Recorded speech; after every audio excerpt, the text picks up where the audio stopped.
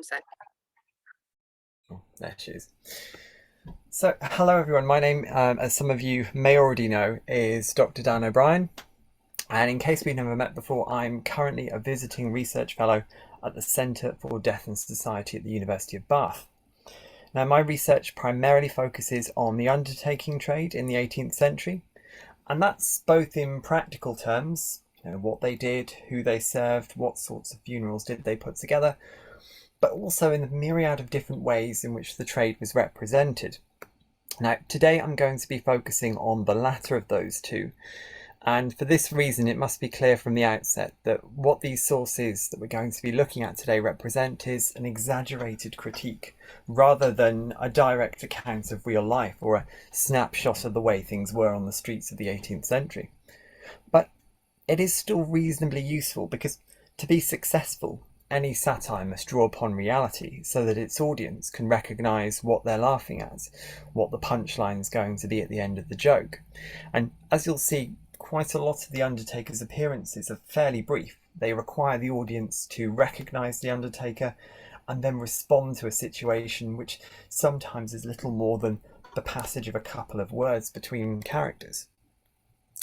Now, just to pop our talk into a bit of context, today we're going to be focusing on the long 18th century, my favourite period in particular, and it's a really important period for the trade because it witnesses the emergence of the trade in London during the late 17th century and the gradual establishment of undertaking as a necessary and important part of the organisation of funerals, both within the metropolis of London and then also out into the provincial towns and cities. So my PhD thesis, for example, was on Bristol and Bath and Salisbury, and it looked at how in those areas the undertaking trade toward the end of the 18th century started to establish itself, how people started to adopt the name of undertaker. What you might ask was the early trade like? What did it look like? Who were the practitioners, the undertakers? Well, the early trade was defined by the entrepreneurial efforts of individuals whose work included elements of the funeral, or skills that were easily transferable to funerary work. People such as carpenters, upholsterers, tin plate chasers who could hammer small details into pieces of tin plate that might then be used for coffin plates, and also painters. There was a really interesting side industry at this time with people painting heraldry, and those people who painted heraldry obviously knew the right people. They had some level of involvement in the funerals of status people, and so they decided to expand upon that, to maybe branch out into the work that their fellow colleagues in the funerary business were already taking on. They saw an opportunity and they took it. So today I'm going to be talking about the way in which people in the 18th century imagined undertakers' contact with the dead. That contact is really interesting because it's a mostly unseen element of the undertaker's work, particularly when compared with the organisation or execution of funerals. These might be seen on the streets of towns or cities across England by bystanders and curious spectators who gathered to see what was going on. Because that contact with the dead was so unfamiliar and so unseen, much of what we're going to encounter today represents an attempt by a variety of different people from different backgrounds to fill in the gaps of popular knowledge and understanding. As we'll see, those who imagined the actions of undertakers were informed by a mixture of contemporary criticism and also affected by the consequences of the sequestration of death rights and the accompanying concerns that brought about people who remained familiar with and in close contact with the dead. So if you've ever seen one of my talks before, you'll know that very quickly I tend to go toward a play from 1701, Richard Steele's The Funeral, or Grief a la Mode. Richard Steele's The Funeral is a really interesting piece because it presents audiences with an undertaker, a very early vision of an undertaker, who preyed upon the dying, stole from the body, and treated the corpse with ineffective procedures. In many ways, this fictional undertaker, by the name of Mr. Sable, embodies three of the recurrent characteristics of the satirical undertaker in the following century. He's predatory, his practices are a sham, and his deeds are concealed by complicated jargon. So let's take a look at each of these rather accusatory representations and consider what they might tell us. Well, if we start with the predatory character of the Undertaker, this had already been explored by numerous fictions which imagined the desperate attempts to secure custom, where undertakers would attempt to locate those in their community who were closest to death. In The Funeral, Steele's Mr. Sable believes that the affluent Lord Brumpton is dead by interpreting signs at the peer's household after reading of his death in a newspaper. Sable arrives at the property to find, to our amusement of course, that Brumpton is very much alive, and in the consequent dialogue we discover that this undertaker does not see people in the way that others do. Sable rather proudly states, "I have a book at home, which I call my Doomsday Book, where I have every man of quality's age and distemper in town, and know when you should drop." He then very coldly informs the peer, almost taking a delight in it as he does so, "If you had reflected upon your mortality half so much as poor I have for you, you would not desire to return to life thus." In the Doomsday Book, Sable has catalogued all the affluent members of his community, representing each individual not in terms of their personality or their earthly relationships, but in terms of their age and physical condition, two factors which bring them closer to death. Here we are reminded that the Undertaker benefits from death, and within the fictional world of satire, we are shown that the Undertaker sees a living person as a sort of walking source of income, a raw material of sorts in a way, something to be cultivated and worked and gathered. The relationship between death and the Undertaker's commercial success had prompted some, such as Steele, to describe the trade as ravens, imagining a carrion-like relationship between the trade, which was seeking people in its community, and the dead, who were there waiting to be seized upon, much as a raven would seize upon a dead creature that it found. And that characterisation of them as ravens carries on throughout the period. We encounter lots of descriptions of undertakers described as a group, almost as a flock of ravens, and as carrion hunters. But for some, the nearly dead body was as much of a target as the living body. And it's here that we should introduce a few more satirical undertakers. It's also here that you will notice one of the things, the other characteristics that ties a lot of fictional undertakers together, which I've hitherto not mentioned. And that's that pretty much, with very few exceptions, the fictional undertakers of 18th century England all have delightfully self-explanatory names. They are either telling you something about what they sell or what they do, or their kind of approach to people. We have sables, we have coffins, we have crepes, we have plumes that we'll see later, and here we have strip corpse, the hero of funeral discipline, or the character of strip corpse the deadmonger. This anonymous verse from 1725 presents a discussion between the titular strip corpse, who is an established London undertaker, and his foreman, Paul Meagher. What's quite interesting is that Paul Meagher, in many respects, is being set up to be the replacement for Strip Corpse. So this whole discussion, if you like, is Strip Corpse going about his work, going about his daily deeds, trying to impart some of his knowledge on Paul Meagher as he does so. Paul Meagher is also something of a sidekick, so as we'll see later, he kind of plays a role as well. He's very much a guilty party too. The dialogue between these two individuals exposes the tradecraft of the undertakers, that is to say, the otherwise secret practices and knowledge which form the foundation of their service. Of significance to our discussion today is Strip Corpse's description of how to secure custom, and then eventually his embalming of a corpse. We'll see a bit more about that later though, and as I think you'll find, it's delightfully detailed. The second undertaker that we should really focus our attention on is in a slightly different piece, and it's Mr. Coffin, who is one of 3 tradesmen who competes against his rivals in William Davis's play Better Late Than Never. Mr. Coffin finds himself in a similar position to Mr. Sable, seeking custom at the house of a man who, as you can guess, is not actually dead. He's very much alive, and he's very much inside the house. Coffin finds himself on the doorstep with another two Undertakers, Finis and Grimly, again describing their characters perfectly.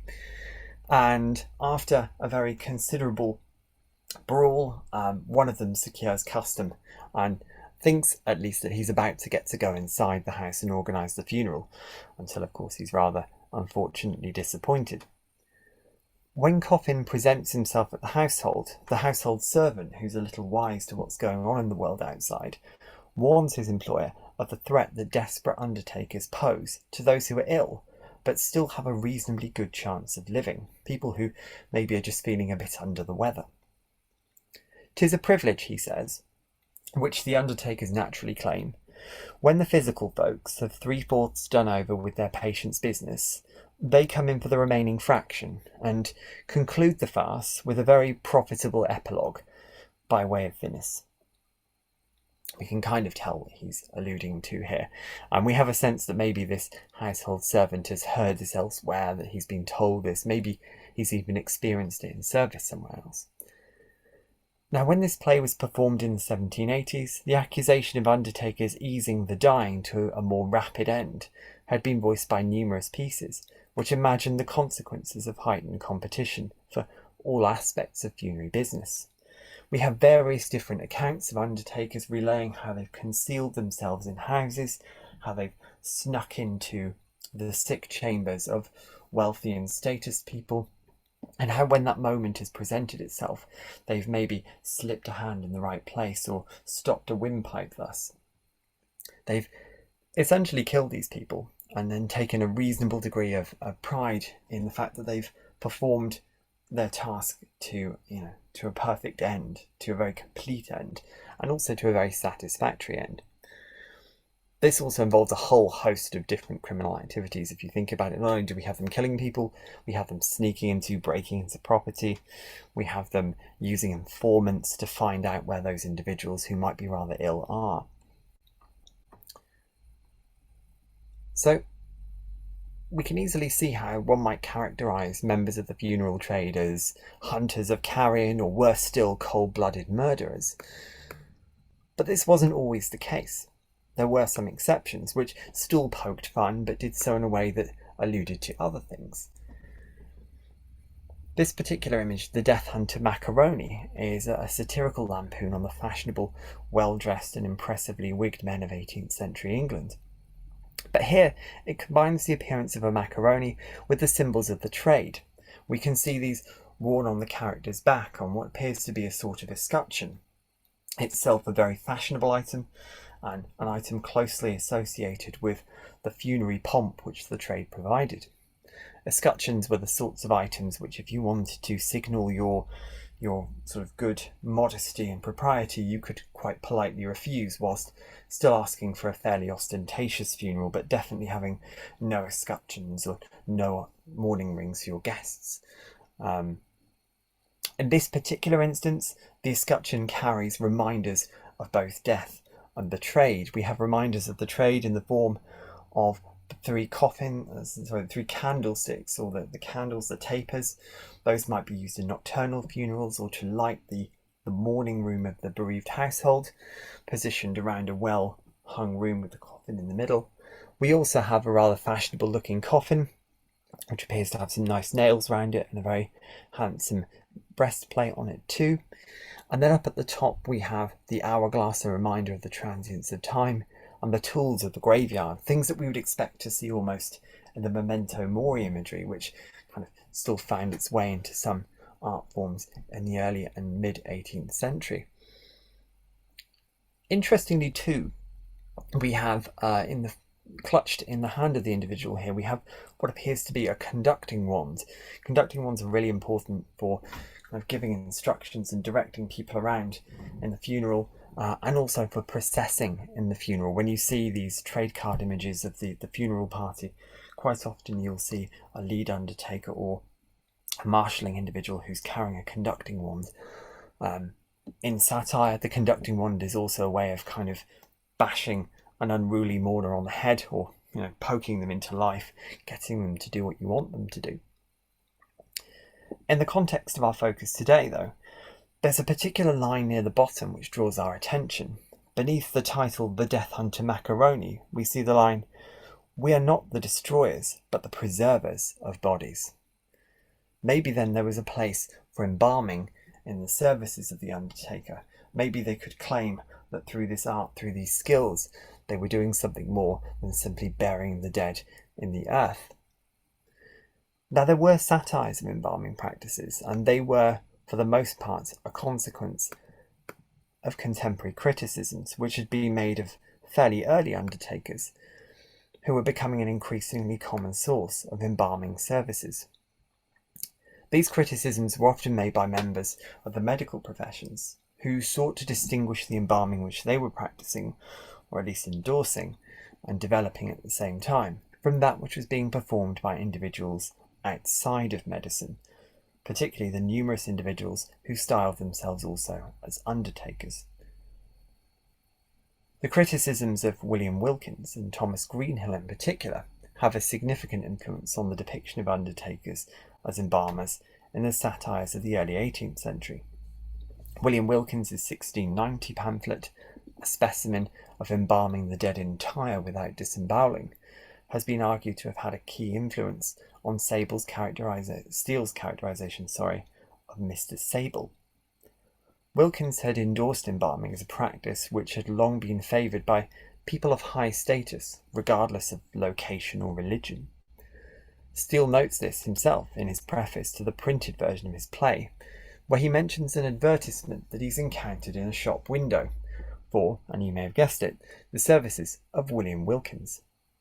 He says the following: W.W., known and approved for his art of embalming, having preserved the corpse of a gentlewoman sweet and entire 13 years, without embalming, and has reduced the bodies of several persons of quality to sweetness.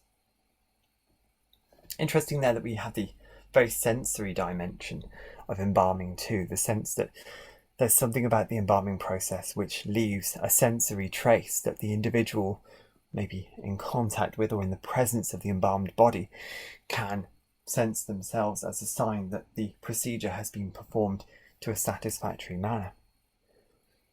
Steele, however, was critical both of the product and also of the consumer, questioning the worth of such a product to any individual who's died. He states, "He must needs be strangely in love with this life, who is not touched with this kind invitation to be pickled." So, for Steele at least, the prospect of embalming was not a ticket to immortality, not an opportunity to elevate one's dead form to a higher status, but simply a possibility of being pickled as a vegetable or another sort of item. Worth keeping that in mind. Steele is more explicit in his criticism of embalming when Mr. Sable describes his work as an embalmer. Indeed, Wilkins's processes of embalming without disemboweling are completely dismissed in favour of a more vivid description of evisceration, which once again condemns the customer as much as the practitioner. Sable says, "The deceased and the poor dead are delivered to my custody, to be embalmed, slashed, cut and dragged about, not to do them honour, but to satisfy the vanity or interest of their survivors." We gain a little more insight into Sable's embalming practices when he summons an attendant to, and I quote, "bring the sawdust and tar for embalming." But there is little more description of how he performs embalming because, as we know from before, his main subject, his focus on that visit, remains disappointingly alive. Now, for our good fortune, a more detailed description follows in Funeral Discipline, a work which references Thomas Greenhill's 1705 work, The Art of Embalming, a substantial historical and reference work about the preservation of the dead, which also, conveniently for us, condemns the quality of undertakers' efforts at embalming. Greenhill warned his readers of the frauds and subtleties of the undertakers or burial men, and later in his text he argues, The chief concern of embalming a body managed by the advice and assistance of the physician, surgeon, and apothecary, as indeed it ought to be performed at this day, and not to have ignorant undertakers direct and act all things at their pleasure.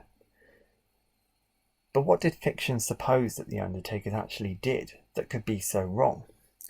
Funeral discipline dedicates a lengthy sequence to the embalming of a dead body, and in particular the sham qualities of both the process and the goods used. It's worth noting that Strip Corpse performs his embalming within a closed room, having ushered out the bereaved householder. As is frequently the case in these fictional scenarios, we are invited into the closed world of the Undertaker to watch what we might normally be able to, or indeed want to see. The results are intentionally surprising, and as this is satire, they are humorous because of the stark difference between the materials which are promised by Strip Corpse and those which he uses in the secrecy of the closed room. So when describing his products to the bereaved customer, Strip Corpse adopts a tone which is similar to that of Wilkin, promising a unique, secret process which he has exclusive possession of. The Egyptian examples offered by Greenhill as an origin for the preservation of the dead are also seemingly an influence for his promotional pitch, which begins something like this. The secret I use, which is now in this room, in preserving the dead till the great day of doom, was found out at first by an Egyptian physician. At this point, Paul Meagher works in tandem, endorsing the Egyptian origin of their secret process. He continues, "The money I saw, without story or fable, paid down on a tombstone instead of a table." The assertion that the undertakers are concealing their craft under the auspices of following an ancient Egyptian tradition would re-emerge in works later that imagined a dispute between an undertaker and a tailor, who mistakenly believe they are both in each other's professions. Here the humour is derived from the similarities between the description of cutting inanimate cloth and cutting human flesh. And it goes something like this. Here we have two individuals, again the delightfully straightforwardly named Mr. Shears, the tailor, and Mr. Plume, the undertaker, thusly named for the ostrich plumes that were so widely used in fashionable funerals. Mr. Shears and Mr. Plume both believe that they're working in the same trade and that they are both therefore rivals. So, in addition to various threats, they begin to kind of fathom each other's abilities. In an attempt to cool things down, Mr. Shears says, "Now I do no work, I cut out indeed." The undertaker Plume, according to the instructions of the play, interrupts him and states, "Cut out? Oh, you embalm perhaps? Can you make a mummy in the Egyptian fashion?" Again, a very, very tense, very amusing misunderstanding between individuals, and one which reminds us of maybe the slightly more down-to-earth skills required by the undertaking trade at this time. So returning to funeral discipline, we find Paul Meagher also promising the efficacy of their process. And where contemporary advertisements such as Wilkins had boasted of long-lasting effects, so the fictional undertaker and his assistant promise thousands of years, and peril for any worms that might attempt to consume the dead man. The statement draws upon the accounts of well-preserved remains found in burial vaults and millennia-old mummified bodies that were increasingly displayed and read about in polite society at the time. "I marry," says Paul Meagher, "I'll engage will secure him, but worms must be devils if e'er they devour him. 1,000 years hence I'll be bound to maintain it. He'll be the same thing that he is at this minute." Keep that image in mind for just a few minutes' time. The reality of the embalming products is rather less exotic. Whereas Strip Corpse is promised ingredients from distant destinations, he actually sources them from the household, and worse still, from the rubbish. As Paul Meagher composes the embalming solution, we're treated to a satirical version of the various detailed instructions offered by authoritative texts of the period. These texts describe the composition of treatments and justify the efficacy of the choices involved. But this is not the case when Strip Corpse describes his ingredients in their terms of cost. When he states, "Put in most sawdust, for ashes are dear. The soap boilers want them so much in the city. To use the ware to the dead is a pity." Quality is ultimately compromised for cost.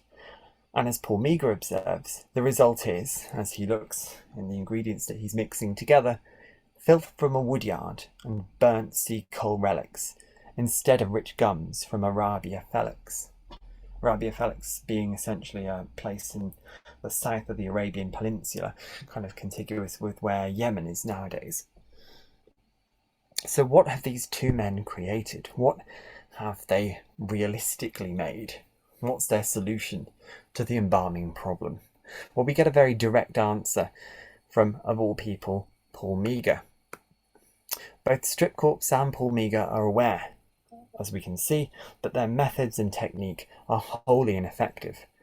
And Meagher revels in this deception as he stares over the coffin and states, "Now I've buried him safe in this dunghill of rubbish, I cannot but laugh to think he should rise at the resurrection a pumpkin instead of a soul in perfection." In Paul Meagher's statement, we're confronted with how wildly the reality of the dead person's real situation differs from the expectation that perhaps they, and definitely their family members, had. The embalming was premised upon ideas of perfection and persistence, ensuring the continuation of treasured qualities. But the reality is far closer to decomposition and other unpleasant things, quite similar to the compost that one might use to grow mere vegetables in. So there is ultimately no pretense of belief from these individuals. It's clear that they know their methods are a sham. We see this for sure at the end of their process, when they make a very diligent effort to disguise their deeds by sprinkling drops of aromatic liquid around the room, so that, and to quote once again, that those that come afterwards into the room may be cheated to think that we have used gums and spices both rich and uncommon. These are two men who have essentially carried out a deception, and here they are not just, locking all those remains inside the coffin, they're doubling down, they're spreading those gums and spices around. And interestingly, this is something that we encounter elsewhere. The image of undertakers using products sparingly to perpetuate a deception has an earlier origin. As far back as 1710, Susanna Sontlever's play A Bickerstaff's Burying begins with a fairly lengthy critique of the trade, in which she makes a specific reference to the use of aromatic gums to artificially scent the space of the dead in the bereaved household. She presents us with this rather intoxicating image. The people being fond of sights, what might not be gathered at a funeral, when the rooms are clad in sable, the body dressed out with all your skilful care, the tapers burning in their silver sockets, the weeping virgins fixed like statues round, and aromatic gums perfume the chambers. I think it preferable to a puppet show, and a penny a head for all the curious would, I dare be positive, amount to more than a candle tax, and so make death subservient to the living.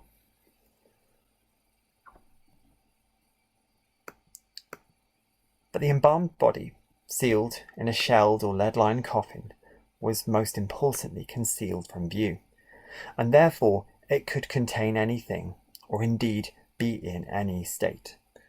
This was a detail on which fictional works about the trade had often focused. Treasured belongings may no longer remain in the place where the bereaved or even the deceased person had intended them to lie. In the funeral, for example, Steele's Mr. Sable is paid a visit on stage by the gravedigger. You can always tell something bad's going to happen when the gravedigger runs onto the stage. And the same thing kind of happens here. The gravedigger bursts onto the stage and explains, "I couldn't get his ring off very easily, therefore I brought the finger and all." We have a sense then here that Mr. Sable is about to receive the ring from a dead person's hand, but worse still, he's going to receive the finger as well, because it's of such relatively little cost to the individuals involved. they don't fear they'll be caught, they have the means to perpetuate this crime. Now, in funeral discipline, the sham practices of strip corpse and Paul Meagher are concealed by the ceiling of a coffin. In the funeral, we're told that 13 bodies have worn the same shroud, the item being removed and replaced with the assistance of that very self-same parish gravedigger. When the author Ned Ward introduced Simon Nicky-Nocky, a villainous undertaker, he thusly describes that it is by some avowed that he, Simon Nicky-Nocky, by art can make one shroud, serve 20 corpse by such a quick conveyance none can see the trick, but juggler-like can cheat the eye of every watchful stander by. We are then presented with numerous instances of shroud reuse and shroud theft. The shroud is significant because, more than being a sham item, if sold as new, it's the clothing of the dead body, and the closest proximity to the remains of the dead person. The undertaker's willingness to effect the shroud is a threat to the body which it contains. Similar thefts on the dead and dying would also hint that the body, so close to these items in death, was also under threat. In all instances, the theft goes unnoticed by the bereaved, revealed only by the words of the nefarious undertakers themselves.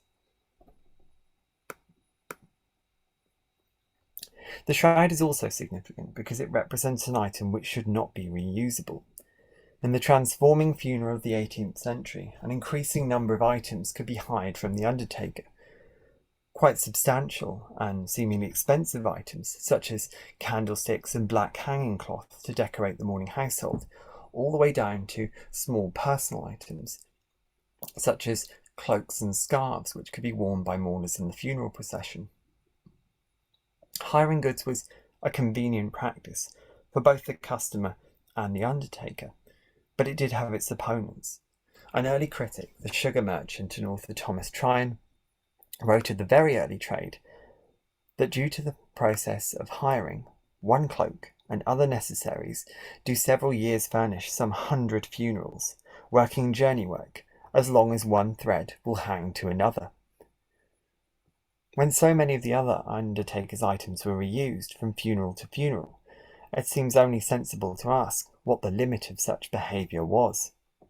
Could they, for example, reuse the shroud as readily as they'd used items which once had a very specific and individual meaning in the funeral?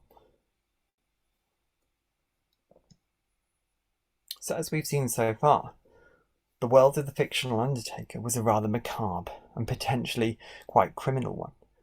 As audiences saw this at first hand, so they also witnessed a rich lexicon which explained those things which might otherwise be difficult to express. Jargon forms an important part of the satirical undertaker's relationship with the dead body. It becomes a convenient way of disguising what the undertaker has done, while satisfying people's desire to be shielded from the distasteful aspects of death work. As we're told at one point by a fictional undertaker, the sight of an undertaker never fails of blunting all their pains. The fright soon lulls them to a deep sleep, as we term it, in the way of the business.